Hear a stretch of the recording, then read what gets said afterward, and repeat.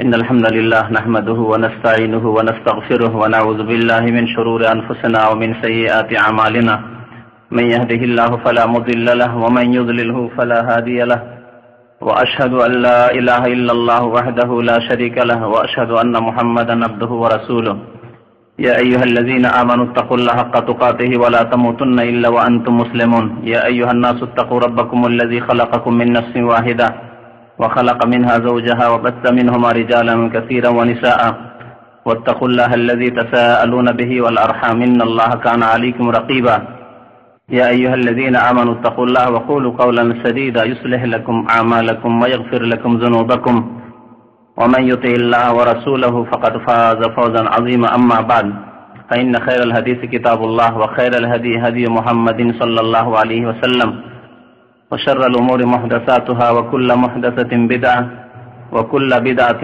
ضلالة وكل ضلالة في النار أما بعد أعوذ بالله من الشيطان الرجيم بسم الله الرحمن الرحيم وضرب الله مثلا قرية كانت آمنة مطمئنة يأتيها رزقها رغدا من كل مكان فكفرت بأنعم الله فأذاقها الله لباس الجوع والخوف بما كانوا يصنعون মহান আল্লাহর সমস্ত প্রশংসা যে আল্লাহ পাক রব্বুল আলামিনের অশেষ শুকরিয়া, যার শুকরিয়া আদায় করলে আল্লাহ পাক রব্বুল আলামিন সবকিছু বৃদ্ধি করেন।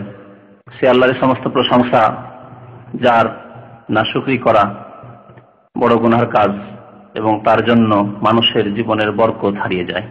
দরুদ ও সালাম নাযিল হোক প্রিয় নবী মুহাম্মদ সাল্লাল্লাহু আলাইহি ওয়াসাল্লামের প্রতি, যিনি আল্লাহ পাক রব্বুল আলামিনের সবচাইতে বড় শুকরগুজার বান্দা ছিলেন।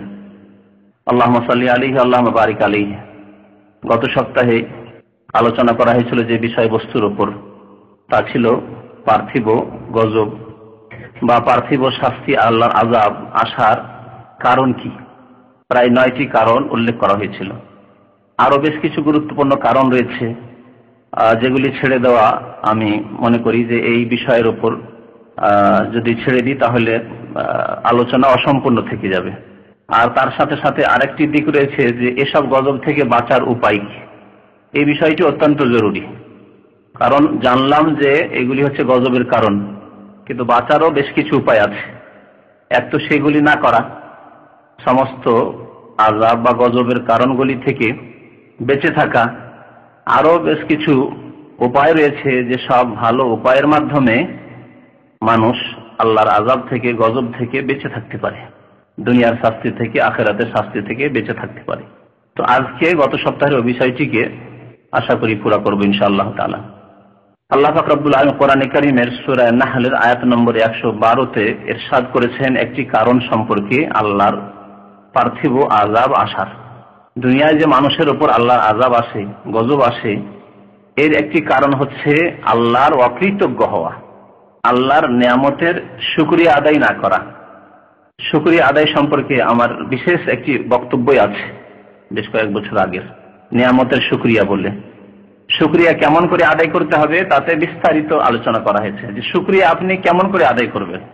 শুকরিয়া আদায় যা আমাদের দেশাচার বুঝি, যে মুখে শুধু শুকর আলহামদুলিল্লাহ পড়ে দেওয়া, খাওয়া দাওয়ার শেষে আর কিছু ভোগ করার শেষে আলহামদুলিল্লাহ আলহামদুলিল্লাহ খুব ভালো আছে, এটুকুই যথেষ্ট না।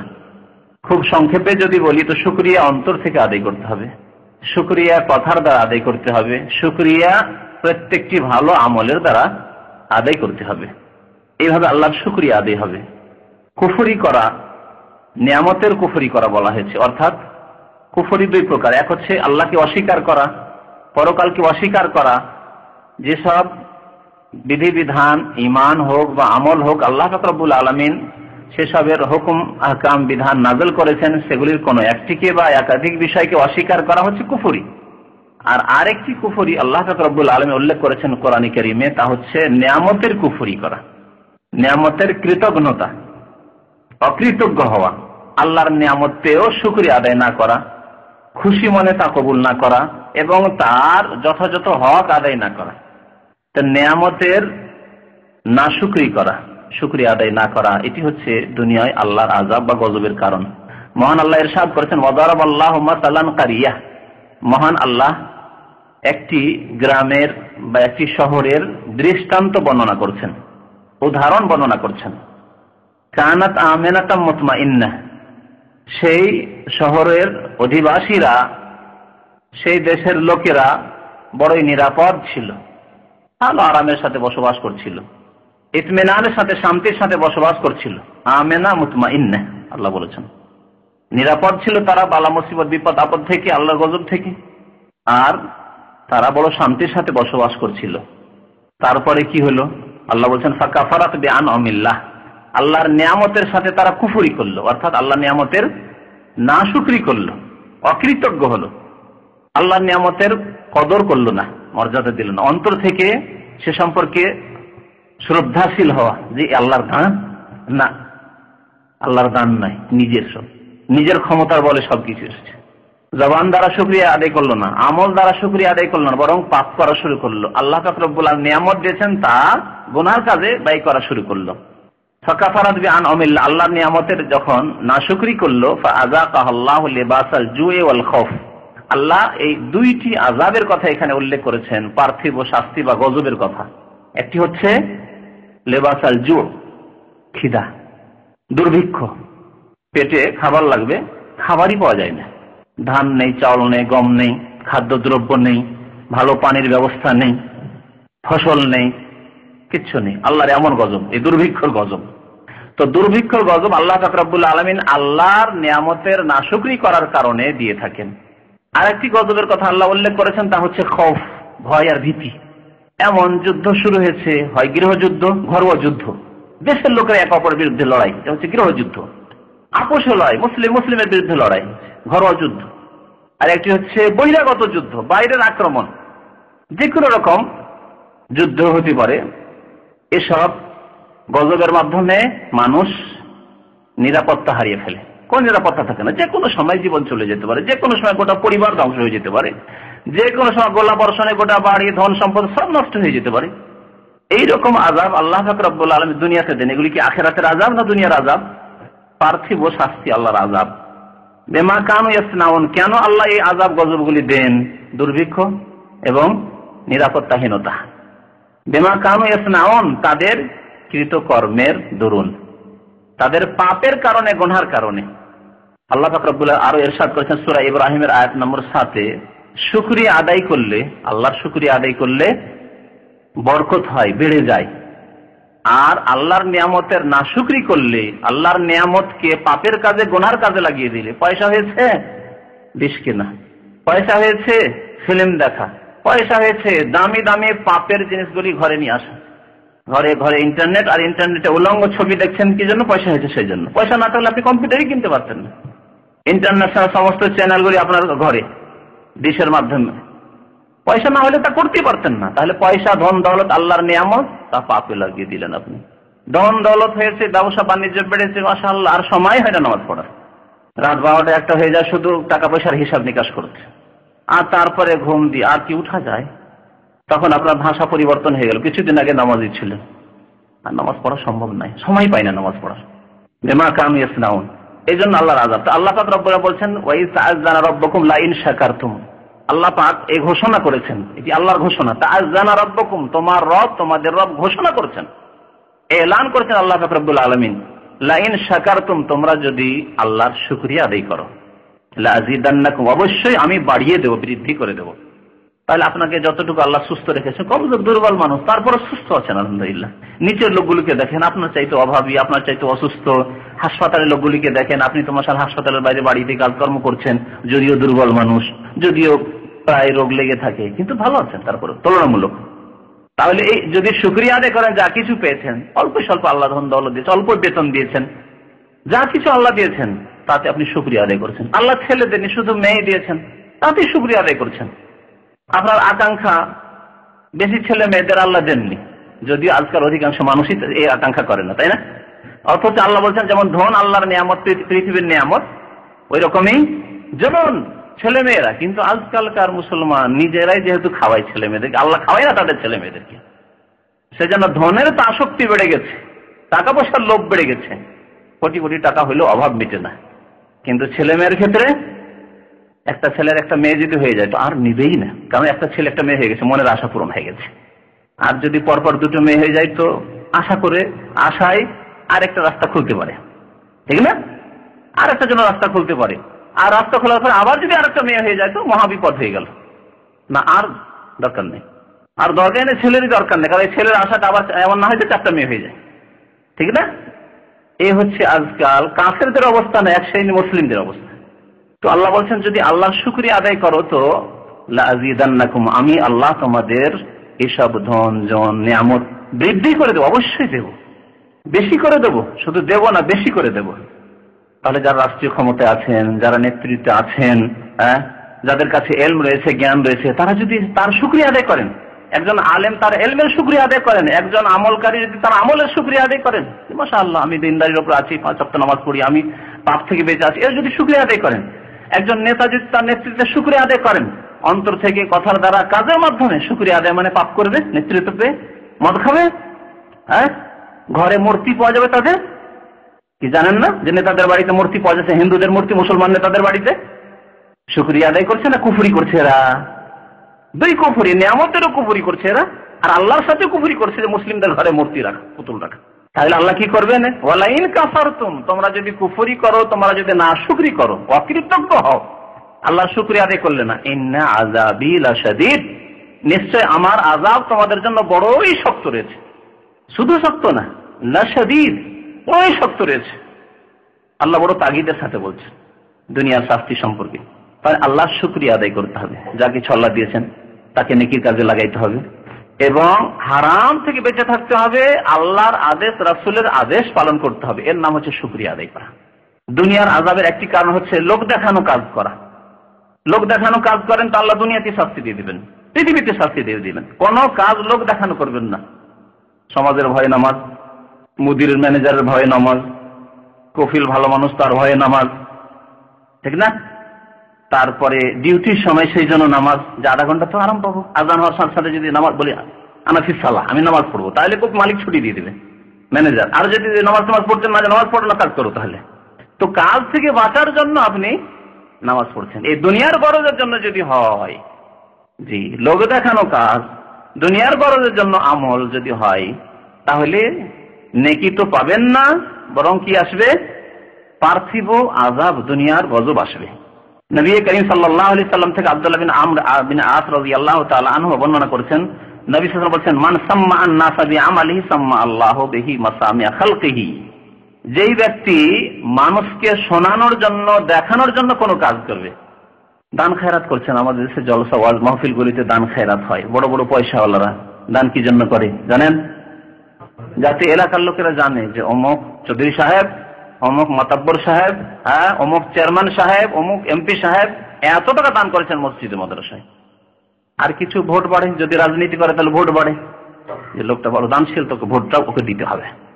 দুনিয়ার গরজে যদি করে, তাহলে আল্লাহ তার দুনিয়ার গরজই পূরণ করবেন, আল্লাহও শোনাবেন, শুধু শোনাতে চেয়েছিল শুনিয়ে দেন, মানুষ জানবে শুধু।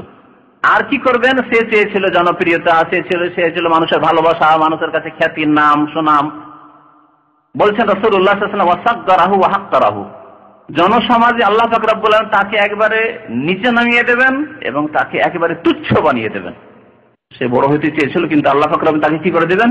একবারে তুচ্ছ মানুষ বানিয়ে দেবেন। দেখুন বড় বড় নেতা, দেখা যায় যে এত বড় বড় নেতৃত্ব ছিল যে তার সামনে কে টিকে, এমন তুচ্ছ বানিয়ে দিলেন আল্লাহ পাক রব্বুল আলামিন। গেল কোথায়? জেলের আসামি হয়ে, তারপর আবার গেল ফাঁসির মঞ্চে, আবার কেউ আরো কোন রকম আল্লাহর আযাব গজব পেয়ে মরল।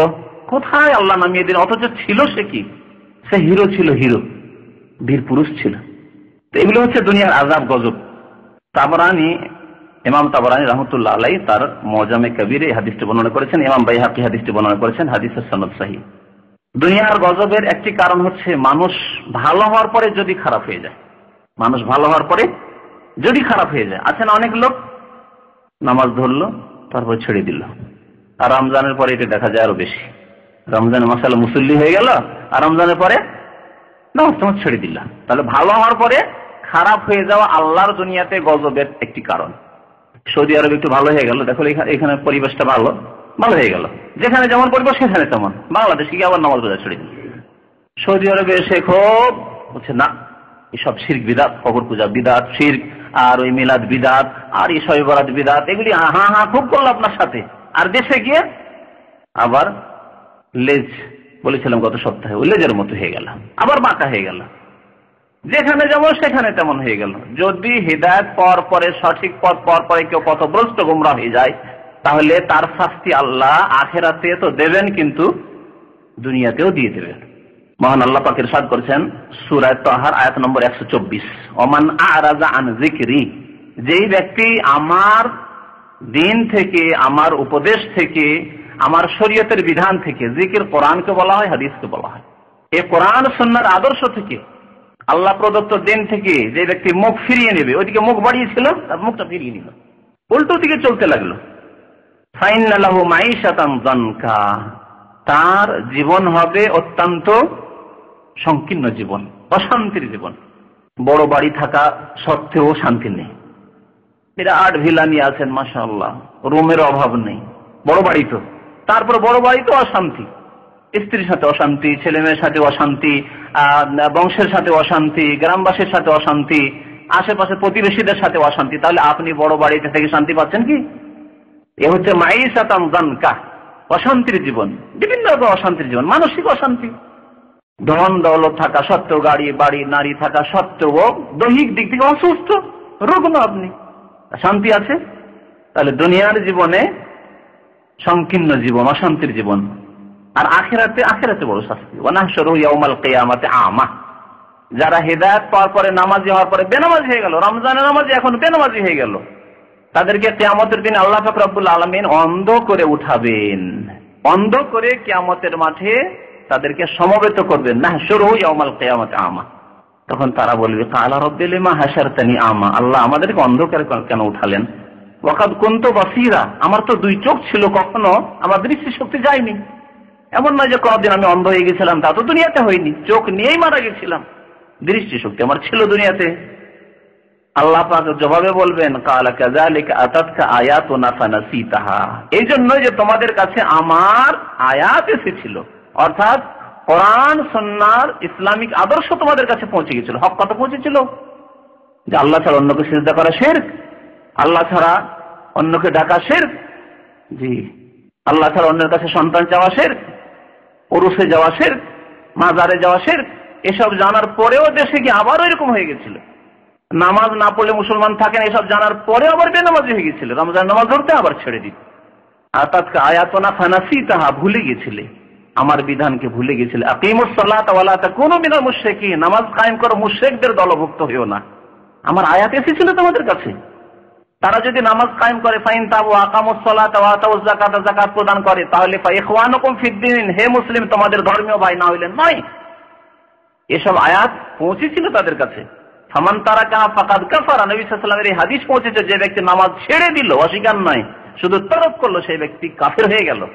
এসব বাণী পৌঁছেছিল, ফানাসিতাহা, সেগুলিকে উপেক্ষা করেছিল, ভুলে গিয়েছিল। ওয়া কাযালিকাল ইয়াউমা তুনসা, অনুরূপ আজকে তোমাদেরকে ভুলে যাওয়া হয়েছে, আমিও তোমাদেরকে ছেড়ে দিয়েছি। দুনিয়াতে আযাব আসার একটি কারণ হচ্ছে অহংকার। অহংকারের ক্ষেত্রে আল্লাহ পাক বরদাস্ত করেন না। যে কোনো অহংকারী যে বেশি বাহাদুরি দেখায়, আল্লাহ দুনিয়াতে তাকে ধরে ফেলেন। পুরো ইতিহাস, মানব জাতির ইতিহাস, কোরআনে কারীমের ইতিহাস যদি পড়ে দেখেন, কারণ কোরআনে কারীমের ইতিহাস হচ্ছে সত্য ইতিহাস। অন্য ইতিহাসে বাড়াবাড়ি থাকতে পারে, তাই না? মানুষের লেখা ইতিহাসে লেখা হয়েছে, যখন লেখা হয়েছে তখনকার যেমন অবস্থা ছিল, সে অবস্থার প্রেক্ষাপটে, তখন ক্ষমতা যাদের হাতে, তারা যেটা সাপোর্ট করেছে সেই অনুকূলে লেখা হয়েছে, সেই রকম মোতাবেক লেখা হয়েছে, ঠিক না? এরকম হয় না ইতিহাসের ক্ষেত্রে? মোগলদের যুগে ইতিহাস লেখা হয়েছে, তাদের যুগে সত্য ইতিহাস লেখা, তাদের ক্ষমতা ছিল, কিন্তু সেই ইতিহাস ইংরেজদের যুগ যখন আসলো, তখন মোগলদের ইতিহাসকে একবারে বিকৃত করে মোগল সৎ লোকদেরকে অসৎ লম্পট বানিয়ে দেওয়া হলো। তাহলে ইতিহাসকে মানুষ বিকৃত করে নিজের রাজনৈতিক উদ্দেশ্যের কারণে, অথবা পার্থিব অন্য কোনো উদ্দেশ্যের কারণে। শত্রুতা আছে, সুতরাং তার জীবন কাহিনীকে দিলেন একবারে পরিবর্তন করে। বন্ধুত্ব আছে, মিত্রতা আছে, সুতরাং একদিন চোর লম্পট ডাকুকে, বদমাইশকে একেবারে সৎ বানিয়ে দিলেন, একবার মহামতি বানিয়ে দিলেন। হচ্ছে না? তো কোরআনে কারীমের ইতিহাস সত্য ইতিহাস, কারণ আল্লাহ নাযিল করা ইতিহাস। কোরআনে কারীমের ইতিহাসে দেখবেন যে কোনো অহংকারীকে আল্লাহ পাক রব্বুল আলামিন ছিন্ন ভিন্ন করে দিয়েছেন। এ সম্পর্কে শুধু ইশারায় যথেষ্ট। ফিরআউনের মতো অহংকারী আল্লাহ কি করলেন? সমুদ্রে ডুবিয়ে ধ্বংস করে, অসহায় অবস্থায় ডুবে ধ্বংস হচ্ছে। আর তখন কলিমা পড়ছে আল্লাহ বলছে এখন হুঁশ হয়েছে। জি, ওয়াকাদ আসাইতা মিন ক্বাবলু, এর পূর্বে তুমি সারা জীবন তুমি বিরুদ্ধাচরণ নাফরমানি করতে থাকলে, ওয়া কুনতা মিনাল মুফসিদিন, আর তুমি পৃথিবীতে ফাসাদ আর বিপর্যয় সৃষ্টি করতে থাকলে। আল্লাহ বলছেন এই ফিরআউন সম্পর্কে, ইস্তাকবারা হুয়া ওয়া জুনুদুহু ফিল আরদি বিগাইরিল হক, অন্যায়ভাবে ফিরআউন এবং তার সেনাবাহিনী অহংকার প্রকাশ করেছিল, অহংকার করেছিল। ইস্তাকবারা, ইবলিস সম্পর্কে আল্লাহ কথা বলেছেন, ইবলিস যখন অহংকার করলো, আমি আদমকে মাটি দিয়ে তৈরি করলেন আল্লাহ, ওকে সিজদা করবো, আবা ওয়াস্তাকবারা ওয়া কানা মিনাল কাফিরিন, অস্বীকার করলো, অহংকার করলো, উদ্ধত প্রকাশ করলো, আমি বড়, আমি কেন ওকে মানবো। অহংকারের শাস্তি আল্লাহ দুনিয়াতে ইবলিসকে দিয়ে দিলেন, চিরজীবনের জন্য মালাউন, অভিশপ্ত করে দিলেন।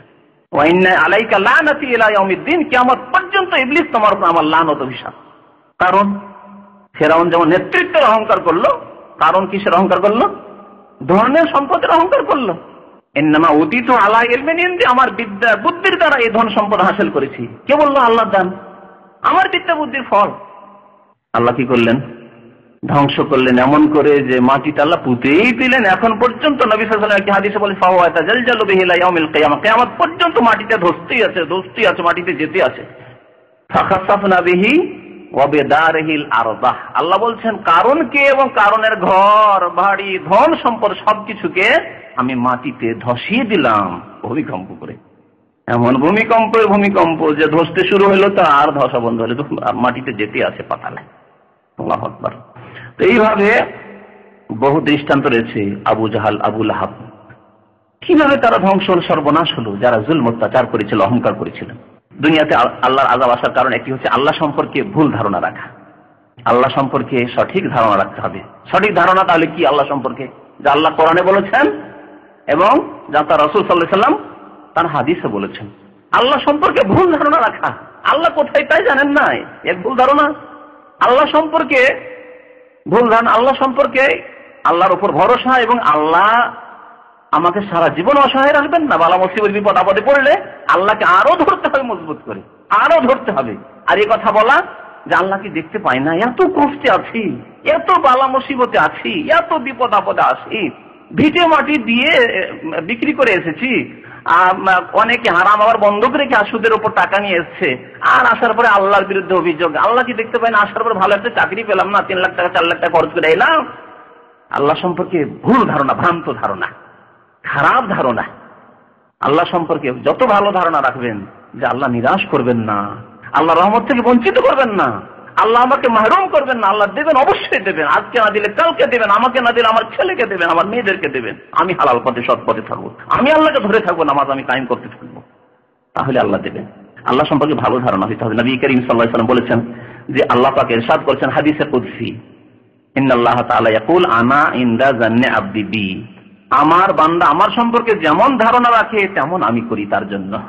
আপনি আল্লাহ সম্পর্কে ভালো ধারণা যদি রাখেন তাহলে আল্লাহ ভালো দেবেন, সুখে রাখবেন। আর যদি আপনি আল্লাহ সম্পর্কে খারাপ ধারণা রাখেন তাহলে আল্লাহ আপনাকে দুঃখে নিমজ্জিত করবেন। ইন খাইরান ইন জান্নাবি খাইরান ফালাহু, যদি ভালো ধারণা রাখে ভালো দেব, ওয়াইন শাররান ওয়াইন জান্না শাররান, যদি খারাপ ধারণা করে তাহলে ফালাহু, তাকে তাই দেব। মুসনাদ আহমদের হাদিস। আল্লাহর গজব আসার আরো কয়েকটি কারণ, তার মধ্যে একটি হচ্ছে আত্মীয়দের সাথে সম্পর্ক বিচ্ছিন্ন করা, আত্মীয়দের সাথে সুসম্পর্ক রাখতে হবে। আর আল্লাহর গজব আসার কারণ হচ্ছে আত্মীয়দের সাথে সম্পর্ক ছেদ করা। আত্মীয় বংশের লোকদের সাথে যদি কথাবার্তা বন্ধ করে দেন, ধন দৌলত হয়ে গেছে, কি আছে এমন, আমার চাচাতো ভাইয়ের সাথে কথা না বললে কি হবে, ওর কোনো প্রয়োজন হবে না, আমার টাকা দিয়ে লোকজন ডেকে বিয়ে শাদীতে আটকাবে, ওর ক্ষেত্রে আটকাতে পারবে না আমাকে।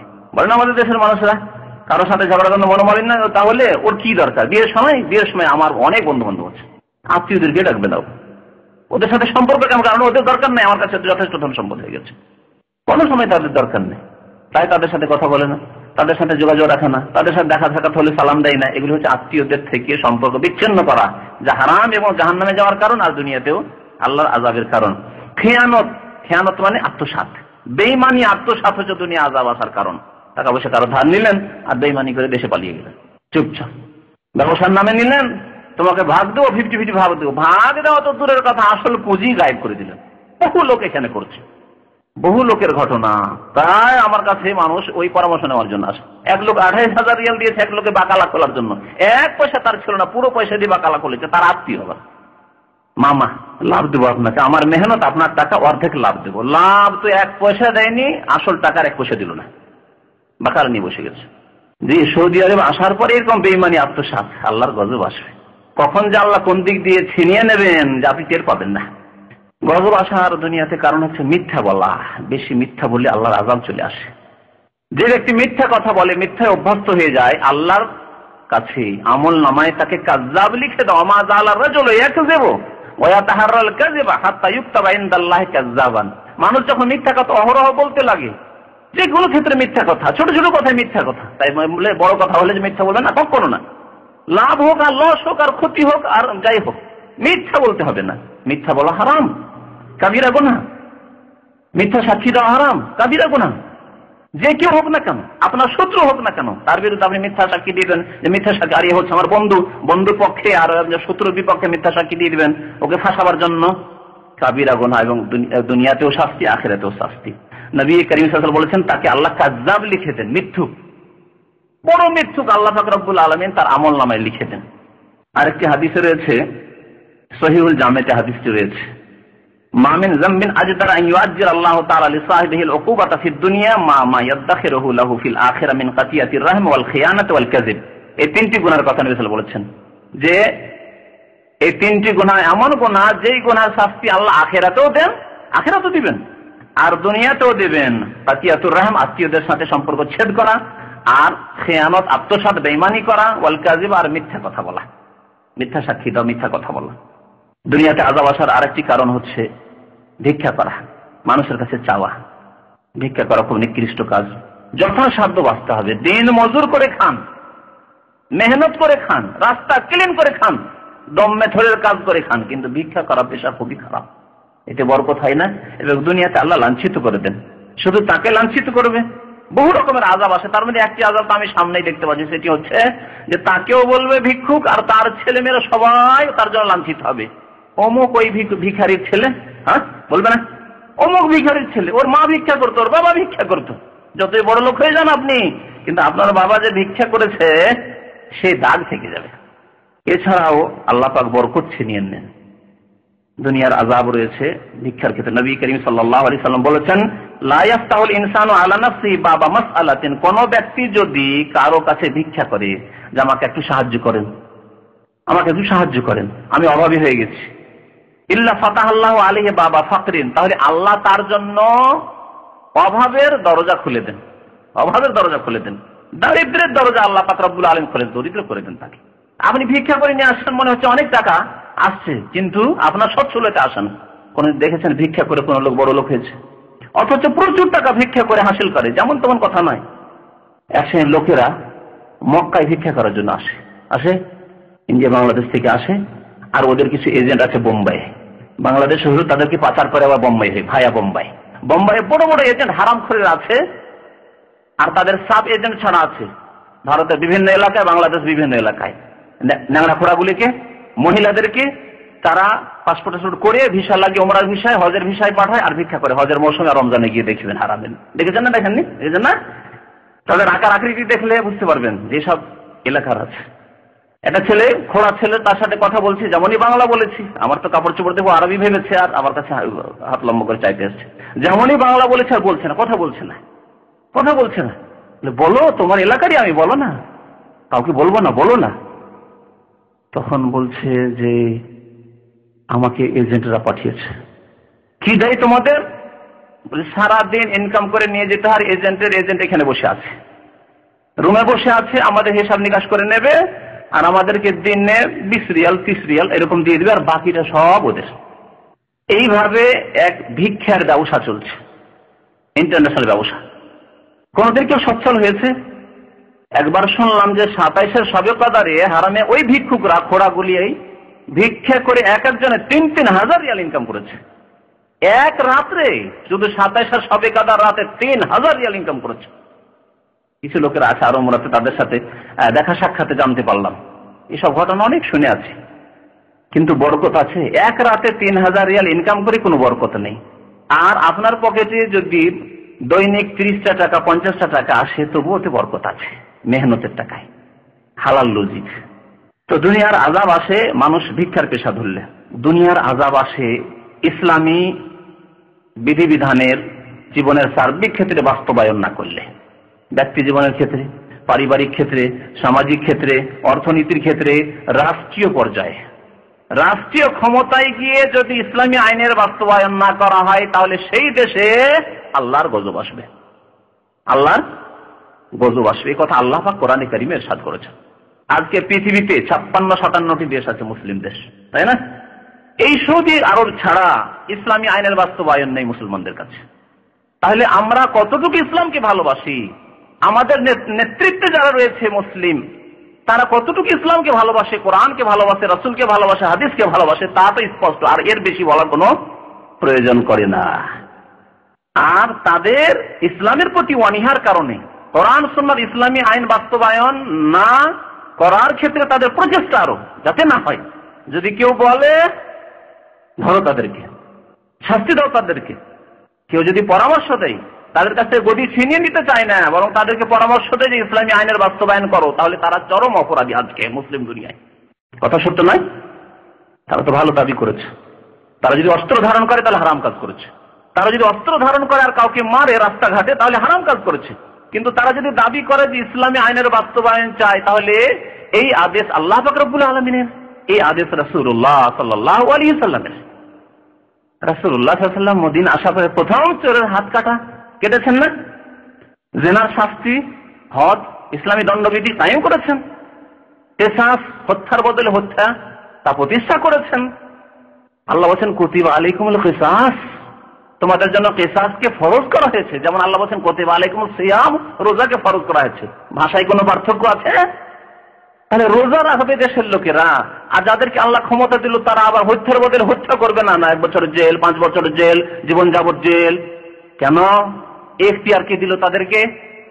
তার জন্য দেশে আল্লাহর গজব। আজকে মুসলিম দেশগুলিতে আল্লাহর গজবের মুখ্য কারণ হচ্ছে বাক পার্টি নিয়ে আসলো রাশিয়া থেকে, কমিউনিস্ট পার্টি নিয়ে আসলো রাশিয়া থেকে, জাতীয়তাবাদ নিয়ে আসলো কাফেরদের দেশ থেকে, গণতন্ত্র নিয়ে আসলো কাফেরদের দেশ থেকে। কিন্তু কোরআন এবং হাদিস তারা আল্লাহ এবং রসুলের পক্ষ থেকে এসেছে, তা তারা গ্রহণ করতে চায় না। তাহলে আযাব আসবে না দুনিয়ায়? এই আযাব মুসলিম দেশগুলিতে বিভিন্ন রকমের আযাব। কাফেররা মুসলিম চাইতে সুখী, পার্থিব দিক থেকে কাফেররা মুসলিম চাইতে সুখী, কারণ ওরা কাফের। ওদের জন্য আল্লাহ পাক রব্বুল আলামিন আখিরাতে শাস্তি ভালো করে রেখেছেন। দুনিয়াতে বেশ কিছু ভালো কাজ তারা করছে, তাই আল্লাহ দুনিয়াতে দিয়ে দিচ্ছেন, কারণ আখিরাতে আল্লাহ কিছুই দেবেন না।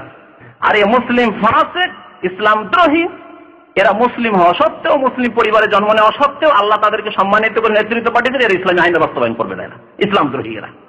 তাই আল্লাহ পাকের গজব দুনিয়াতে। দেখুন আল্লাহ পাক কি বলছেন এই সম্পর্কে। আল্লাহ বলছেন আফাতুমিনুনা বিবাদিল কিতাবি ওয়া তাকফুরুনা বিবাদ, তোমরা কোরআনে কিছু বিধান মানবে আর কিছু মানবে না। নামাজ পড়বো, মসজিদ করব, ঠিক না, মাদ্রাসা করব, তাও তো করতে চাই না। মাদ্রাসা বিরোধী কথাবার্তা তাদের, ইসলামী শিক্ষার বিরুদ্ধে তাদের কথা। ইসলামী শিক্ষা সরিয়ে দাও, ইসলামী শিক্ষা হচ্ছে মূল্যবাদের কারণ, সন্ত্রাসের কারণ, ইত্যাদি ইত্যাদি, এসব কথা মুসলিমদের জবান দিয়ে বেরোচ্ছে। তাহলে তারা ইসলামী শিক্ষা বিরোধী। তাও আল্লাহ বলছেন ইসলামের কিছু কথা সুবিধাবাদী, তোমরা কিছু কথা মানবে আর কিছু কথা মানবে না। অর্থাৎ ফরুনা বিবাদ, এদের শাস্তি কি? যারা খেয়াল খুশি আমরা কিছু মানবো কিছু মানবো না, ইসলামী আইনের বাস্তবায়ন করবো না, চোরের হাত কাটা বর্বরতা তা করবো না, কেসাস হত্যার বদলে হত্যা এটা করা যাবে না, জেনার শাস্তি 100 কোড়া এটা দেওয়া যাবে না, আর বিবাহিত যদি ব্যভিচারকারী হয় তো তার সংসার এ না করা যাবে না, এটা বর্বরতা, চলবে না। ফামা জাযাউ মান ইয়াফআলু যালিকা মিনকুম, তোমাদের মধ্য থেকে যে কেউ এই কাজ করবে, সাধারণ মানুষ হোক আর নেতা হোক না কেন, রাষ্ট্রপতি হোক না কেন, প্রধানমন্ত্রী হোক না কেন, আল্লাহ বলছে ফামা জাযাউ মান ইয়াফআলু যালিকা মিনকুম, তোমাদের মধ্য থেকে এই মানুষ যে এই কাজ করবে, যে খেয়াল খুশি মানবো, রোজা রাখবো, খেয়াল খুশি রোজা রাখবো, যেদিন ইচ্ছা হলো রাখলাম, যেদিন ইচ্ছা হলো রাখলাম না, আল্লাহ যে ফরজ করেছে রাখতে হবে না। না, ধর্ম তো অন্তরে আছে, তাদের কথা এরকম না। ধর্ম অন্তর, তোমার মনে ধর্ম মনের মধ্যে, বাস কিছু মানবে কিছু মানবে না, এরকম করবে, তোমাদের শাস্তি হচ্ছে ফামা জাযাউ মান ইয়াফআলু যালিকা মিনকুম ইল্লা খিজিয়ুন ফিল হায়াতিদ দুনিয়া। আল হায়াতুদ দুনিয়া মানে পার্থিব জীবনের শাস্তি হচ্ছে খিজিয়ুন, দুনিয়াতে লাঞ্ছনা, ভর্ৎসনা, জি, পদদলিত হয়ে থাকবে, গোলামি করবে, কাফের চুকে মারবে, কাফের এসে দেশ দখল করে নেবে, করলো না, জি, ইল্লা খিজিয়ুন ফিল হায়াতিদ দুনিয়া। কাফেরদের অনুদান আসবে তাহলে দেশ চলবে, না হলে ঋণে ডুবে যাবে। কাফেরদের কাছে বিশ্ব ব্যাংক থেকে ঋণ আসবে তাহলে বাঁচবে, না হলে সব মরে যাবে নাকে। খিজিয়ুন ফিল হায়াতিদ দুনিয়া, গোলামি। ওয়া ইয়াউমাল কিয়ামাতে ইউরাদ্দুনা ইলা আশাদ্দিল আযাব। এখান থেকে শেষ হয়নি যে দুনিয়ার আযাব পেয়ে একবারে শাহাদাতের মরণ মরে গেলে সব নাচা মরে একবার সব শহীদ হয়ে গেলে না। কাফের এসে তোমার দেশে এসে মারলা সব শহীদ হয়ে গেলে না। দুনিয়ার আযাব তো হইলো, এখন আখিরাতের আযাব শুরু হবে। ওয়া ইয়াউমাল কিয়ামাতি, আর কিয়ামতের দিনে ইউরাদ্দুনা, তাদেরকে ঠেলে দেওয়া হবে ইলা আশাদ্দিল আযাব, কঠোর শাস্তির দিকে, জাহান্নামের আযাবের দিকে। ইয়াউমাল কিয়ামাতি ইউরাদ্দুনা ইলা আশাদ্দিল আযাব ওয়া মাল্লাহু বিগাফিলিন আম্মা তা'মালুন। তোমরা যা করো আল্লাহ তা থেকে গাফিল নন, তোমাদের সব খোঁজ খবর আল্লাহর কাছে আছে। যে তোমাদের অন্তঃকরণ কি, তোমরা কি ইসলামকে ভালোবাসো, ইসলামী আইনের বাস্তবায়ন চাও, আলেমরা যদি চায় যে ইসলামী আইনের বাস্তবায়ন করা হোক, তোমরা কি, তোমাদের ভূমিকা, সব খবর আছে আল্লাহর কাছে। পারিবারিক জীবনে পর্দা চাও, তোমার বিবির ছেলে মেয়েদের তাদেরকে ইসলামী শিক্ষা দিতে চাও, না চাও না, ফ্রি হলেও দিতে চাও না, গত সপ্তাহে বলেছি। আর ইংলিশ মিডিয়াম, তার জন্য যত খরচ হোক না কেন, যত খরচ, বাবা অসুবিধা নেই, পড়ে দিতে হবে, আমার বেতন যদি তোমার একটা ছেলে মানুষ করতে সব লেগে যায়, তবু তোমাকে মানুষ করবো পড়িয়ে, বলে না, সব বেতন কোরবানি করতে রাজি। 2000 রিয়াল পায়, সব ঢেলে দেওয়ার জন্য রাজি। এখানে বহু লোক আছে প্রবাসী, যারা যা কিছু সৌদি আরব ইনকাম করেছে সব টাকা ইউরোপ আর কানাডা আমেরিকা একটা ছেলেকে পড়াবার ক্ষেত্রে সব টাকাই খরচ করে শেষ করে দিচ্ছে, ঋণী হয়ে আছে। এরকম বহু লোকের খোঁজ খবর রাখে, সমাজের খোঁজ খবর রাখে, কোনো দ্বিধা নেই, কারণ ছেলে মানুষ করতে, ইংরেজ বানাতে, খ্রিস্টান বানাতে খরচ করেছে। আচ্ছা, এইসব আল্লাহর আযাব গজব থেকে বাঁচবেন কি করে, এটাই ছিল আসল বিষয়বস্তু। এ সম্পর্কে কিছু কথা আপনাদেরকে শোনাই, কি করে বাঁচবেন। সবচাইতে বড় আযাবের কারণ গত সপ্তাহে বলেছিলাম, তা হচ্ছে শিরক, তাই না? তাহলে শিরক মুক্ত হইতে হবে, আল্লাহর তাওহীদ, আল্লাহর একত্বকে জীবনের প্রত্যেকটি ক্ষেত্রে বাস্তবায়িত করতে হবে।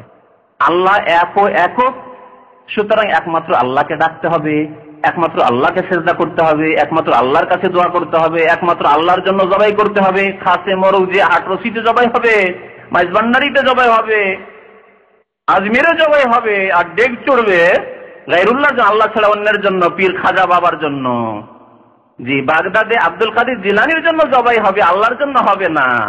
তাহলে কোনদিনই আল্লাহ সম্মানিত করবেন না।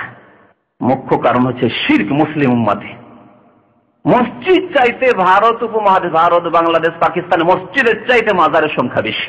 শিরকের আড্ডা এসব, হিন্দুদের মন্দির আর মুসলিমদের মাজার সওয়া সওয়া, কোনো পার্থক্য নেই, কোনো পার্থক্য নেই। ভালো করে শুনে রাখেন, এখানেও বড় শিরক হচ্ছে, এখানেও বড় শিরক হচ্ছে। এখানে যারা সেজদা করছে প্রতিমা পুতুলকে, তারাও চিরকালের জাহান্নামী, আর কবরে গিয়ে যারা সেজদা করছে ধরা, তারাও চিরকালের জাহান্নামী। দুনিয়া এবং আখিরাত তারা ধ্বংস করছে। কিন্তু আমরা তো পার্থক্য, আকাশ পাতাল পার্থক্য রেখেছি। এই কবর পূজারীদেরকে মনে করি এরা মুসলমান। গত সপ্তাহে 12 চাঁদের খুতবার, গত জুমায় বক্তব্য করেছি, 12 চাঁদের খুতবার একটি খুতবা আছে, শুনেছেন না শোনেননি? কাদের তৈরি করা? সরসিনার পীরদের। ওই 12 চাঁদের খুতবায় লিখেছে, তার ভূমিকাতে আহমদ রেজা খান বেরেলিকে লিখেছে ইমামুল মিল্লাত। ইমামুল মিল্লাত মানে মুসলিম উম্মার ইমাম আহমদ রেজা খান। অথচ আহমদ রেজা খানের মতো কবর পূজারী আলেম ভারতে পয়দাই হয়নি। কোরআনকে বিকৃত করে সে প্রমাণ করার চেষ্টা করেছে, কোরআনে বলেছে কবরওয়ালার কাছে চাও, খাজা বাবার কাছে চাও, পীরদের কাছে চাও, শহীদদের কাছে চাও। কোরআন দিয়ে প্রমাণ করার চেষ্টা করেছে সে, এমন কোরআন হাদিসের বিকৃতি করেছে সে।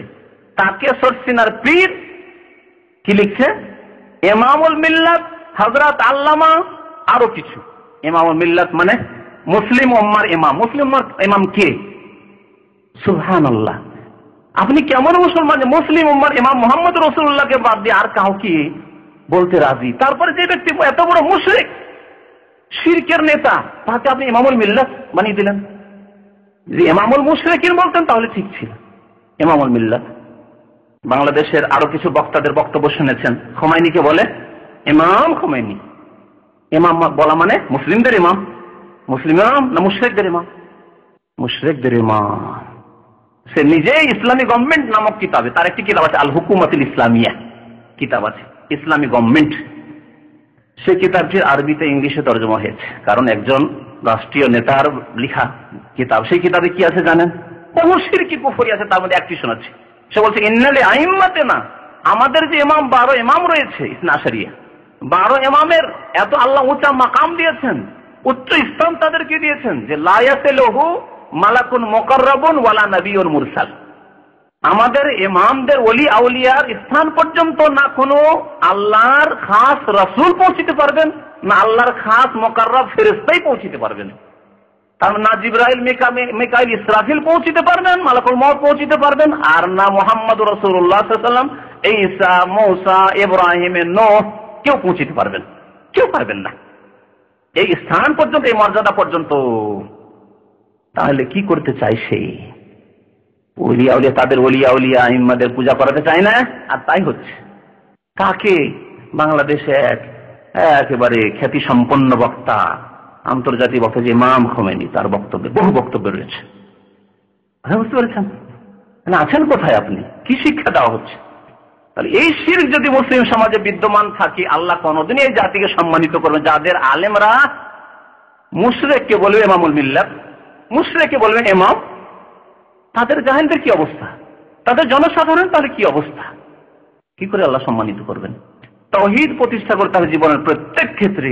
একমাত্র আল্লাহকে ডাকতে হবে, একমাত্র আল্লাহ দিতে পারেন, নিতে পারেন, একমাত্র আল্লাহর ইবাদত বন্দেগী করতে হবে, একমাত্র আল্লাহর বিধান সার্বিক জীবনে কায়েম করতে হবে, একমাত্র আল্লাহর বিধান কায়েম করতে হবে। না থাকবে জাতীয়তাবাদ, না থাকবে গণতন্ত্রবাদ, না থাকবে আপনার ধর্মনিরপেক্ষতাবাদ, না থাকবে মানুষের তৈরি করা কোনো বাদ, কোনো ইজম, কিছুই থাকবে না।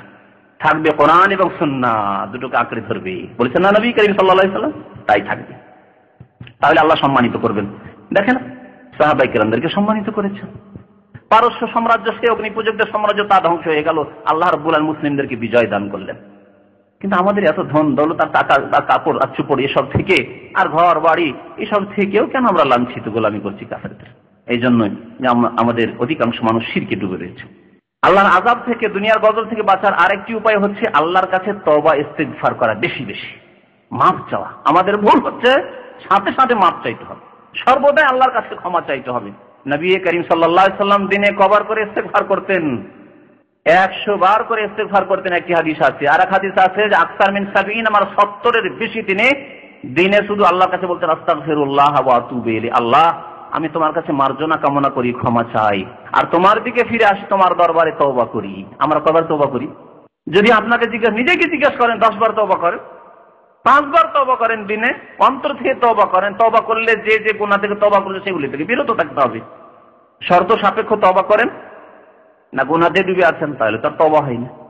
তওবা ইস্তিগফার করতে হবে, তাহলে আল্লাহর আযাব দুনিয়াতে আসবে না। ভুল হয়ে যাচ্ছে, তওবা করেন যদি, আর ভুল করব না, তাহলে আল্লাহর গজব থেমে যাবে। যেমন ইউনূস আলাইহিস সালামের জাতি যেমনই তওবা করেছিল, আল্লাহর আযাব চলে এসেছে, আকাশে আগুন বর্ষণ হবে, আগুনের বৃষ্টি বর্ষণ হবে, আযাব থেমে গেল, আযাব থেমে গেল।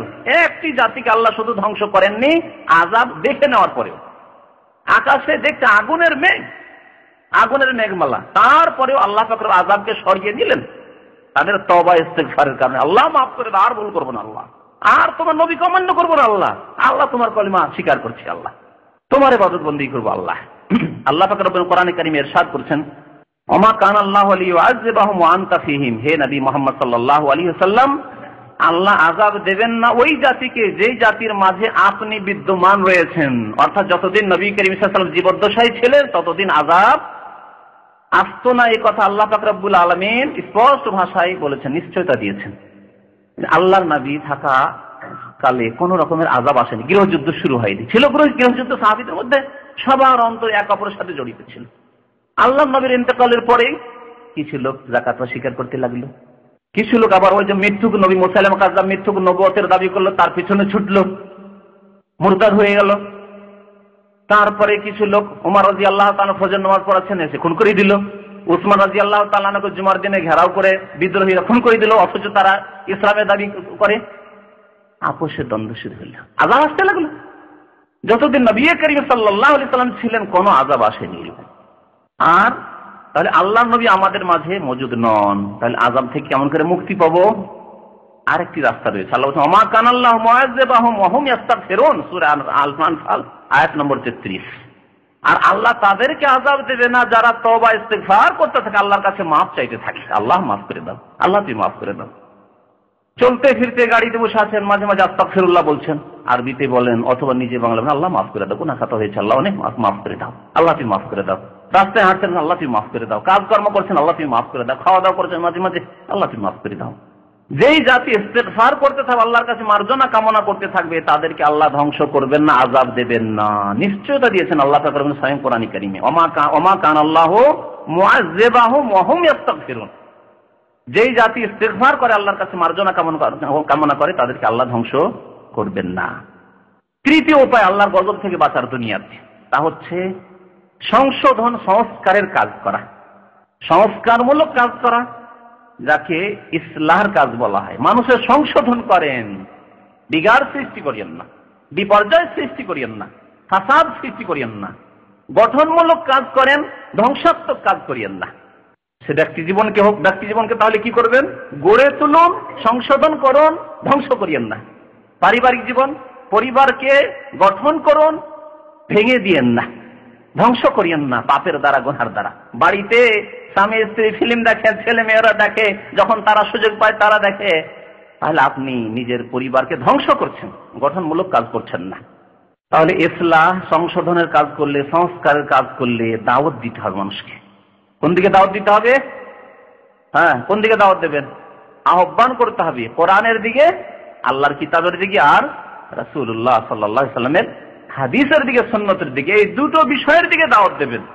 কোন ব্যক্তির দিকে দাওয়াত দেবেন না যে আমাদের এত বড় হুজুর ছিলেন, আর এত বড় তিনি শাইখুল হাদিস ছিলেন, এত বড় আল্লামা ছিলেন, এত বড় বুজুর্গানে দিন ছিলেন, সুতরাং তার তরিকাটা অত্যন্ত সুন্দর আর পৃথিবীতে অত্যন্ত জনপ্রিয়তা লাভ করেছে, আর সারা বিশ্বে এত দ্রুত বেগে ছড়িয়ে পড়েছে দেখুন 50 বছরের মধ্যে, সুতরাং আসুন আমাদের সাথেও সময় লাগান।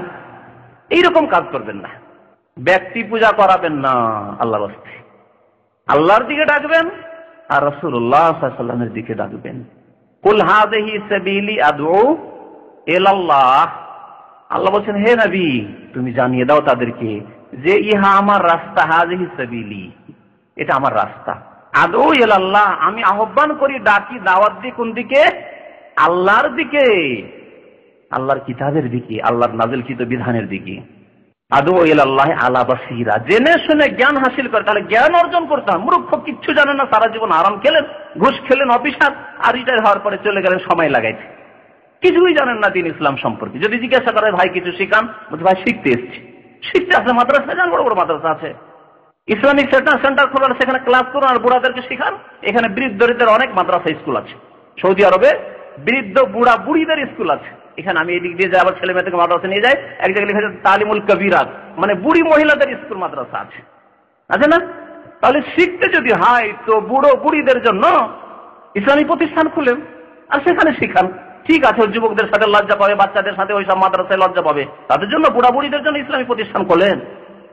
যেমন সৌদি আরব ইসলামিক সেন্টারগুলি প্রবাসীদের জন্য রয়েছে। প্রবাসী এখানে আপনি বুড়ো হন আর যুবক হন আর বাচ্চা হন, সবাই এসে শিখতে পারেন। আপনার জন্য দরজা যেমন মুক্ত আছে, খোলা আছে।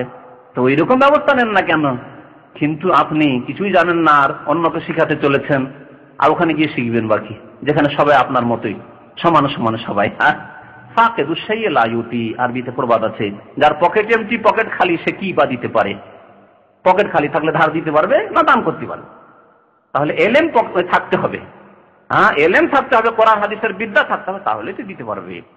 তো সংস্কারের কাজ করতে হবে, সংশোধনমূলক কাজ করতে হবে। আল্লাহ পাক রব্বুল আলামিন বলেছেন সূরা হুদের আয়াত নম্বর 17-তে, ওয়া মা কানা রাব্বুকা লিইহলিকাল কুরা বিযুলমিন ওয়া আহলুহা মুসলিহুন। আল্লাহ পাক কোন দেশকে ধ্বংস করবেন না। কত স্পষ্ট আয়াত চিন্তা করুন, আল্লাহর পক্ষ থেকে কত বড় নিশ্চয়তা চিন্তা করুন। কোন জাতিকে, কোন দেশকে আল্লাহ ধ্বংস করবেন না তাদের জুলমের কারণে, পাপের কারণে। জুলম মানে পাপ, পাপ করছেন, জনসাধারণ পাপ করছে, কিছু লোক গুনাহ করছে, অন্যায় কাজ করছে, দেশে চুরি ছিনতাই হচ্ছে, ডাকাতি হচ্ছে, কিছু লোক ব্যভিচার করছে, কিছু লোক অন্যায় কাজ করছে, কিছু লোক হারাম খাচ্ছে, সুদ খাচ্ছে, ঘুষ খাচ্ছে, আছে কিছু পয়সা থাকবে।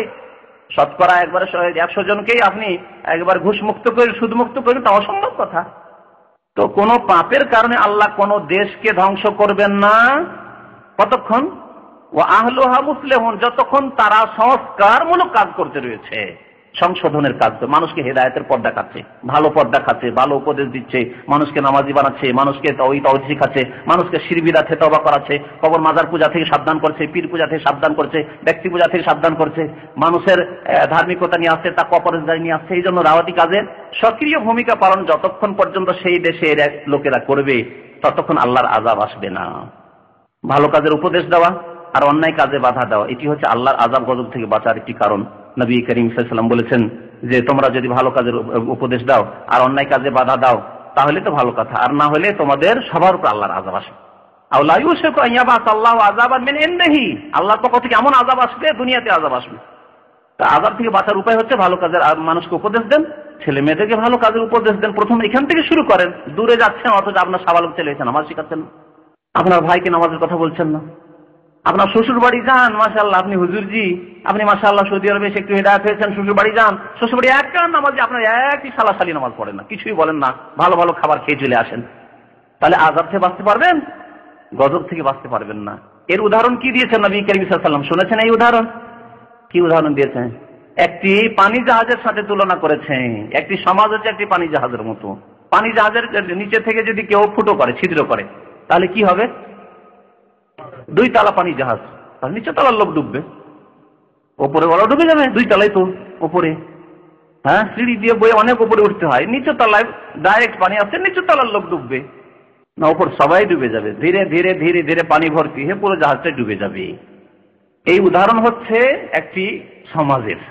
সমাজে কিছু নিচু তলার লোক আছে, মানে পাপী গুনাহগার লোক আছে, আর কিছু ভালো লোক আছে যারা দ্বিতীয় তলাতে আছে। নিচু তলার লোক মানে পাপীরা সমাজকে ফুটো করছে, মানে আল্লাহর গজবকে ডেকে নিয়ে আসছে, আল্লাহর গজবকে, আযাবকে, ভূমিকম্পকে, বন্যাকে, দুনিয়ার আযাবকে, ওই কাফের শত্রুদেরকে আক্রমণ করার জন্য দেশের উপর ডেকে নিয়ে আসছে। মানে তাদের পাপের কারণে আল্লাহর এই আযাব গজবগুলি তাদের কারণে আসছে। যখন ওপর তলার লোকেরা কি করবে, তাদেরকে ভালো কাজের আদেশ দেবে, মানে পাপ করতে নিষেধ করবে, গুনাহ করতে নিষেধ করবে, মদের দোকানগুলি বন্ধ করার চেষ্টা করবে, বেশ্যাখানা বন্ধ করার চেষ্টা করবে, শিরকের আড্ডাগুলি, কবর মাজারগুলি বন্ধ করার চেষ্টা করবে, ইত্যাদি ইত্যাদি, নামাজ পড়াবার চেষ্টা করবে, মসজিদ আবাদ করার চেষ্টা করবে, ইসলামী প্রতিষ্ঠান কায়েম করবে, ইসলামী দাওয়াতের কাজ করবে, তখন কি হবে? ছিদ্রগুলিকে বন্ধ করে দিবে তারা, অর্থাৎ আল্লাহর গজব তখন আর আসবে না। তাহলে বাঁচবে সবাই, বাঁচবে। না যাও ওয়া না যাও জামিয়ান, তাদের হাত ধরে নেই, ভাই ফোঁটা করিও না তোমরা, মানে পাপ করিও না তোমরা, হাত পা ধরে যদি কোনো পাপ থেকে বাঁচিয়ে দিতে পারে, তাহলে নবী করিম সাল্লাল্লাহু আলাইহি ওয়াসাল্লাম বলছেন না যাও ওয়া না যাও জামিয়ান, তাহলে মুক্তি পাবে, ডুবা থেকে মুক্তি পাবে সবাই পাবে, 2 তলার লোকেরাও আর নিচু তলার লোকেরাও। ওয়াইন তারাকুম, আর যদি ছেড়ে দেয় তোমরা নামাজ পড়বে না, যাও তোমরা জাহান্নামে যাও, তোমরা, আমাদের কি, আমরা নামাজ পড়বো। শ্বশুর বাড়ি গেলেন, শালা শালি শ্বশুর কেউ নামাজ পড়ে না, বেহায়া বেপর্দা সব, যাও তোমরা জাহান্নামে যাও, আমি নামাজ ছাড়বো না, আমার নামাজ ঠিক রাখবো। তাহলে নবী করিম সাল্লাল্লাহু আলাইহি ওয়াসাল্লাম বলছেন হালাকু হালাকু জামিয়ান, গ্রামবাসীকে রাগ করে বলছেন তোমাদেরকে বলে আর লাভ নেই, যাও তোমরা যেখানে যাবে সেখানে যাও, নামাজ পড়বে না, তোমরা আমার কথা শুনবে না, যাও, তোমাদের আর কি বলবো তোমাদেরকে। এই বলে ছেড়ে দিলেন, দাওয়াতি কাজ ছেড়ে দিলেন, মানুষকে ভালো উপদেশ দেওয়া ছেড়ে দিলেন, মানুষকে অন্যায় কাজে বাধা দেওয়া ছেড়ে দিলেন। দেশের লোককে বুঝিয়ে পারছেন না, কবর মাজারকে ধর্ম মনে করছে, যাক ওরা ওদের কাজ করছে, আমরা আমাদের কাজ করি, ওরা ওদের কাজ করছে, আমরা আমাদের কাজ করি। অবাধ শিক্ষা, ছেলে মেয়ের সহজ শিক্ষা কলেজ ইউনিভার্সিটিতে। কেন মিছিল বের হয় না এই জন্য বাংলাদেশে? কেন মুসলিম দেশগুলিতে মিছিল বের হয় না? যে আমরা এইরকম একসাথে সহজ শিক্ষা চাই না, মেয়েদের কলেজ চাই, মেয়েদের ইউনিভার্সিটি চাই, মেয়েদের জন্য হাই স্কুল আলাদা চাই, আর ছেলেদের আলাদা চাই। মেডিকেল কলেজ চাই মেয়েদের জন্য, আমরা মেয়েদেরকে ডাক্তার বানাবো, কিন্তু মেডিকেল কলেজ মেয়েদের জন্য সেপারেট চাই। কেন আন্দোলন হয় না এর জন্য? কোথায় আমাদের ঈমান? আন্দোলন পেটের জন্য হয়, জিয়ারের জন্য হয়, রিলিফের জন্য হয়, নেতৃত্বের জন্য হয়, চেয়ারম্যান হওয়ার জন্য আন্দোলন হয়, মিছিল করা হয়, ভাঙচুর করা হয়, কিন্তু এত গুরুত্বপূর্ণ সংস্কারমূলক কাজের জন্য কেন আন্দোলন হয় না? তাহলে যদি তাদেরকে পাপ করতে ছেড়ে দেন, তোমরা যা করবে করো, আমি ওসব কাজে যাব না, আমি নিজে শুধু বেঁচে থাকবো, তাহলে নবী করিম সাল্লাল্লাহু আলাইহি ওয়াসাল্লাম বলেছেন, সহিহ বুখারী শরীফের হাদিস, হালাকু ওয়া হালাকু জামিআন, ধ্বংস হবে, সবাই ধ্বংস হবে, অসৎগুলি পাপীগুলি ধ্বংস হবে, ও বেনামাজিও ধ্বংস হবে, কবর পূজারিও ধ্বংস হবে, পীর পূজারিও ধ্বংস হবে, আটরসি মাইজ ভান্ডারি ওরাও ধ্বংস, পুরপুরা ওরাও ধ্বংস হবে। আর যারা নিজেদেরকে বলছেন আহলে সুন্নাত ওয়াল জামাত, তারাও যদি চুপচাপ বসে থাকেন, দাওয়াতি কাজ না করেন, ভালো কাজের উপদেশ, তারাও ধ্বংস হবে, সবাই ধ্বংস হবে। হালাকু ওয়া হালাকু জামিআন, সবাই ধ্বংস হবে। আল্লাহর গজব থেকে বাঁচার একটি উপায় হচ্ছে আল্লাহর শুকরিয়া আদায় করা, এই সম্পর্কে বিস্তারিত বলেছি। আল্লাহর গজব থেকে বাঁচার আরেকটি উপায় হচ্ছে মাতা পিতার বেশি বেশি সেবা করা, মাতা পিতাকে যথাসাধ্য খুশি রাখার চেষ্টা করা, গুনাহ করে নয়, নেকির কাজ করে। মাতা পিতা তার সেবা করতে হবে নেকির দ্বারা, গুনার দ্বারা না। পাপ করতে বলছে তা দিয়ে সন্তুষ্ট করলে হবে না, নেকির কাজের মাধ্যমে মাতা পিতাকে খুশি রাখতে হবে, তাহলে দুনিয়ার গজব আযাব দূরে সরে যাবে। আপনার একটি ঘটনা স্মরণ করিয়ে দিই। জানেন, বনি ইসরায়েলদের যুগে বুখারী শরীফে এই হাদিস রয়েছে, 3 জন লোক মাঠে মরুভূমিতে সফর করছিল, পাহাড়ি এলাকায়। হঠাৎ করে ঘূর্ণিঝড় শুরু হয়ে গেল, ঝড় বৃষ্টি সব চারিদিক অন্ধকার হয়ে গেল। যাবো কোথায়? ঘূর্ণিঝড়ে উড়িয়ে নিয়ে চলে যাবে। দৌড় দিয়ে গিয়ে পাহাড়ের গুহায় 3 জন ঢুকে পড়লো। যখন ঢুকে পড়লো, ঝড় হলো, ঝড়ে কাছে একটা পাথর ছিল, এত ঘূর্ণিঝড় ছিল যে পাথরটা সরে এসে যে দরজাটা ছিল গুহায় ঢুকার, দরজায় বন্ধ হয়ে গেল। ভিতরে তারা বন্ধ হয়ে চাপা পড়েনি, কিন্তু ভিতরে দরজা বন্ধ হয়েছে, আর বের হতে পারছে না। ঝড় শেষ হলে বের হবে, রাস্তা বন্ধ, যাবে কোথায়? ওটাই কবর হয়ে গেল, কবরের মতো অবস্থা। 3 জনে একে অপরকে বলতে লাগলো যে ভাই আর উপায় নেই, এখানে জানেও না যে আমরা কোথায় আছি, আত্মীয় স্বজন কেউ জানে না, কোনো খবর জানাবার উপায়ও নেই, এখানে এই কবরস্থান হয়ে যাবে আমাদের, এটি কবর হয়ে যাবে আমাদের 3 জনের। একটা কাজ করো, আমরা জীবনে যদি কোনো নেক কাজ করে থাকি, ভালো কাজ করে থাকি, আল্লাহর কাছে ওই নেক কাজের মাধ্যমে ওসিলা, আল্লাহকে বলো যে আল্লাহ নেক কাজের ওসিলা মাধ্যম রয়েছে, ব্যক্তির ওসিলা ইসলামে নেই। আমাদের দেশে ব্যক্তির ওসিলা ধরতে গিয়ে শিরিক করে, কেউ পীরকে ওসিলা ধরে, কেউ নবী ওলিকে ওসিলা ধরে, হ্যাঁ, কেউ হুজুর বাবাকে, পীর কিবলাকে ওসিলা ধরে শিরিক করে মারা যায়। নিজের ঈমান এবং আমলকে মাধ্যম বানাইতে হবে। 2 রাকাত নামাজ পড়ে আল্লাহর কাছে দোয়া করেন। জীবনে একটা ভালো কাজ করেছেন, মাকে খুশি করেছেন কোন বিশেষ কাজ করে, বাবাকে খুশি করেছেন বিশেষ কাজের মাধ্যমে, আল্লাহর কাছে বলেন আল্লাহ আমার আম্মা আব্বাকে কেউ খেতে দেন, আল্লাহ আমার 5 ভাই 7 ভাই রয়েছে, কিন্তু আমি 500 টাকা বেতন, আমার ভাইয়ের 1000 2000 রিয়াল বেতন, তারপর একটা পয়সা পাঠায় না, তার খরচ কম তারপরে পাঠায় না, কিন্তু আমার ছেলে মেয়ে বেশি, তারপর আমি এসব চিন্তা করি না যে কি হবে ছেলে মেয়ের, আল্লাহ আমার মা বাবাকে আমি দেখছি। শুনবে আল্লাহ পাক রব্বুল আলামিন, এই মাধ্যমে এই ওসিলা আল্লাহ কবুল করবেন আপনার কাছে। তার মধ্যে 3 জন লোক বললো যে আমরা নেক আমল আল্লাহর কাছে পেশ করি, আল্লাহর কাছে দোয়া করি। প্রত্যেকে একটা করে নেক আমল সন্ধান করলো, যে জীবনে একটা কাজ করেছে আল্লাহকে বলি, দরখাস্ত করি। তার মধ্যে একজন ছিল যার বুড়ো মা বাবা ছিল, গরিব মানুষ, ও বকরি চড়াইতো, উট চড়াতো, চড়িয়ে সন্ধ্যাবেলা যখন নিয়ে আসতো, প্রথম দুধ দুইতো, দুধ দহন করার পরে নিয়ে এসে বাচ্চারা কান্নাকাটি করছে, বাচ্চাদেরকে আগে দিত না, মা বাবাকে আগে খাওয়াইতো, তারপরে গিয়ে ছেলে মেয়েদেরকে, স্ত্রীকে দিয়ে নিজে পান করতেন।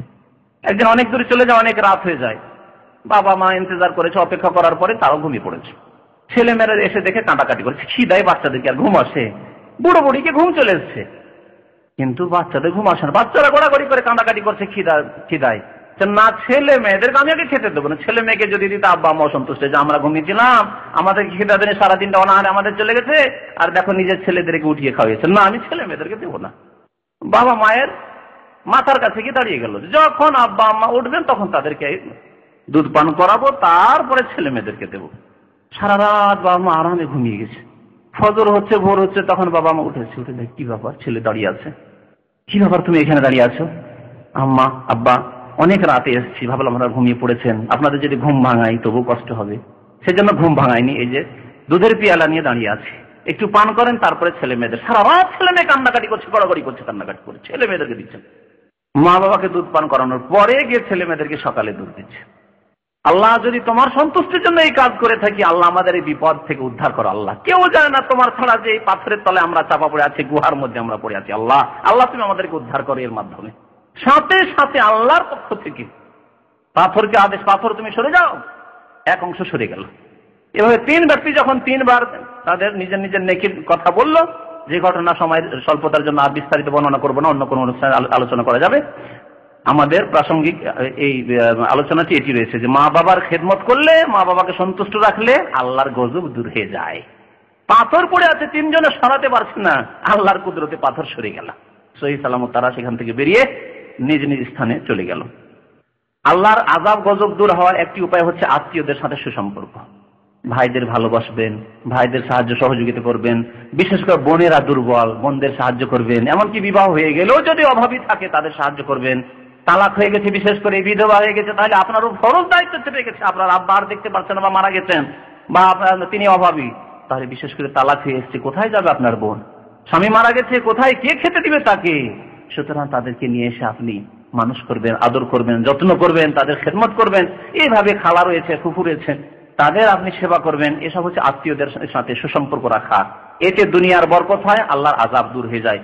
বুখারী শরীফের হাদিসে রয়েছে, নবী করিম সাল্লাল্লাহু আলাইহি ওয়াসাল্লাম বলেছেন, মান সাররাহু আইয়ুবসাতা লাহু ফি রিজকিহি, কেউ যদি পছন্দ করে যে তার রিজিকে আল্লাহ বরকত দিক, রিজিককে আল্লাহ প্রশস্ত করুক, ওয়ায়ুনসা লাহু ফি আসারিহি, আর তার বয়সকে আল্লাহ বৃদ্ধি করুক, তাহলে বোঝা গেল যে বয়স বেড়ে যায় নেক আমল করলে। ফালিয়াসিল রাহিমাহু, তাহলে সে যেন আত্মীয়দের সাথে সুসম্পর্ক বজায় রাখে, আত্মীয়দের সাথে ভালো ব্যবহার করে, তাদের সাহায্য সহযোগিতা করে। আল্লাহর আযাব দূর হওয়ার একটি উপায় হচ্ছে 5 ওয়াক্ত নামাজ কায়েম করা। যে ব্যক্তি 5 ওয়াক্ত নামাজ পড়বে তার উপর আল্লাহর গজব আসবে না। 2-3 দিন আগে সকালবেলা কুয়াশা ছিল, জানেন কি? এমন কুয়াশা ছিল যে আমি বাচ্চাদের মাদ্রাসা নিয়ে বেরোলাম 6টার সময়, রাস্তা কিছুই দেখতে পাই না। এখান থেকে আমাকে 8 কিলোমিটার যেতে হবে জামেই।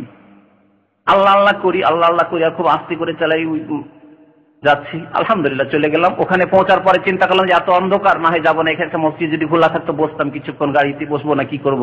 একটু দেরি করে দেখি ওখানে যেতে আলহামদুলিল্লাহ সূর্যটা উঠে গেল, আর তারপরে একটু আলো হয়ে গেল। ফেরার পথে তো আলোতে আসলাম।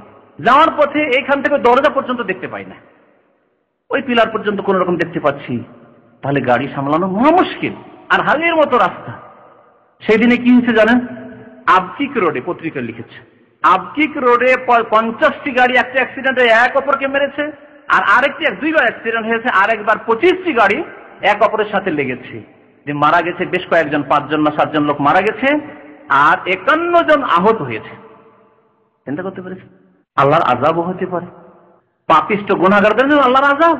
আর যদি ওতে সৎ লোকেরা মারা যায় বা আহত হয়, তাদের জন্য আল্লাহর পরীক্ষা, এবং আল্লাহ পাক তাদেরকে উত্তম সওয়াব নেকি দিবেন, এতে কোনো সন্দেহ নেই। নবী করিম সাল্লাল্লাহু আলাইহি ওয়াসাল্লাম কি বলেছেন? যেই ব্যক্তি ফজর নামাজ জামাতে পড়ল, সেই ব্যক্তি ফাহুয়া ফি জিম্মাতিল্লাহ, সে আল্লাহর হেফাজতে থাকবে।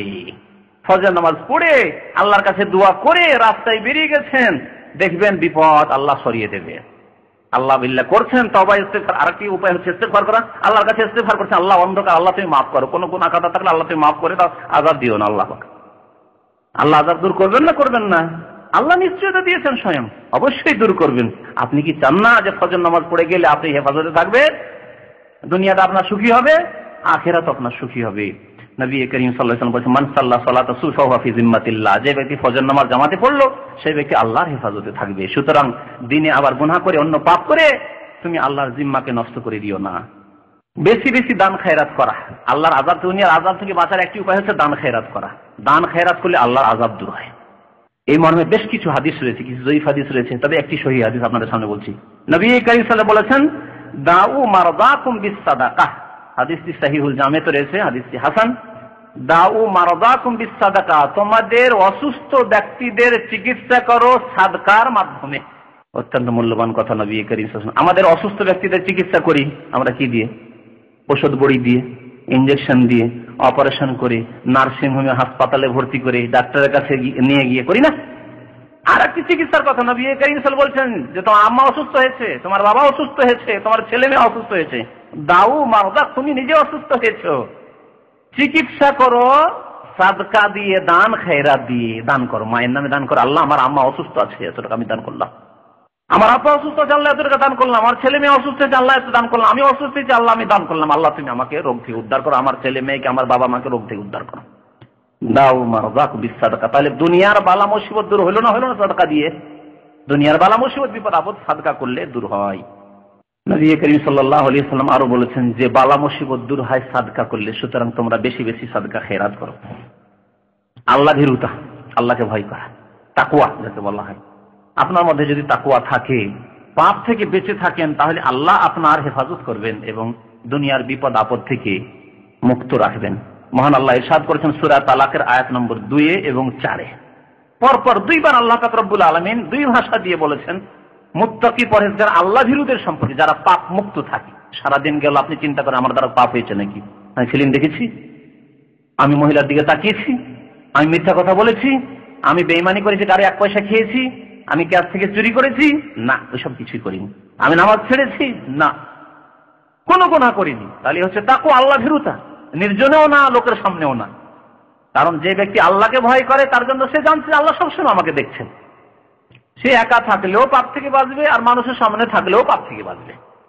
আর যে এই কথা ভুলে যায় যে আল্লাহ দেখছেন, সেই ব্যক্তি যদিও লোকের সামনে জনসমাজে পাপ করে না, গুনাহ করে না, চক্ষু লজ্জায়, সমাজের ভয়ে, কিন্তু যখন একা হয় তখন পাপ করা শুরু করে, গুনাহ করা শুরু করে। আল্লাহ পাক বলছেন ওমাইয়াত্তাকিল্লাহ ইয়াজআল লাহু মাখরাজা, যে ব্যক্তি আল্লাহকে ভয় করলো আল্লাহ তার রাস্তাকে সুগম করে দেবেন, রাস্তা পরিষ্কার করে দেবেন, দুনিয়ার রাস্তা পরিষ্কার করে দেবেন।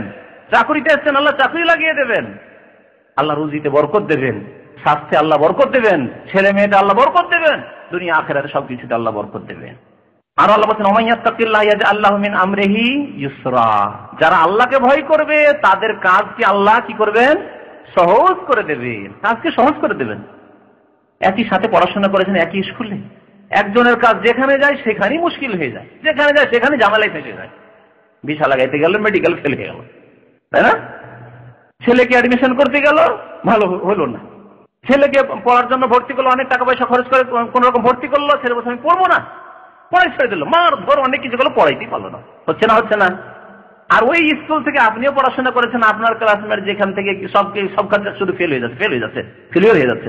আর আপনি মাশাআল্লাহ চাকরির ক্ষেত্রে গেলেন, মেডিকেলে গেলেন, সব জায়গায় পাস আর পাস, পাস আর পাস।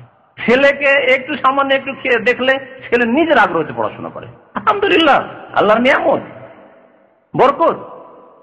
তো আল্লাহ কাজকে সহজ করে দেবেন যারা আল্লাহকে ভয় করবে। আল্লাহর উপর ভরসা করতে হবে। আর একটি উপায়, দুনিয়ার আযাব থেকে বাঁচার জন্য আল্লাহর উপর ভরসা, মানুষের ভরসা করবেন না, নিজের চাকরির উপর ভরসা করবেন না। ভাববেন না যে আমি ভালো চাকরি করছি, আমার ছেলে মেয়েকে মানুষ করে নেব। অনেকে ভাবে না, যখন বিদেশে আছি আর আলহামদুলিল্লাহ ভালো টাকা পয়সা ইনকাম করেছি, ছেলে মেয়েদেরকে ডাক্তার বানিয়ে নিতে পারবো, ছেলে মেয়েকে ভালো পড়িয়ে নিতে পারবো, ভালো পরিবেশে মানুষ করে নিতে পারবো, আমি একটা ভালো পরিবেশে ভালো শহরে বাড়ি করে নিতে পারবো। এগুলি সব হচ্ছে টাকা পয়সার উপর ভরসা করা। আল্লাহর উপর ভরসা গেল। জি, আল্লাহর উপর যারা ভরসা করবে আল্লাহ তার জন্য যথেষ্ট। সূরা তালাকের আয়াত নম্বর 3 মহান আল্লাহ ইরশাদ করেছেন ওয়ামান ইয়াতাওয়াক্কাল আলাল্লাহি ফাহুয়া হাসবুহ, আল্লাহর উপর যারা ভরসা করবে আল্লাহ তাদের জন্য যথেষ্ট।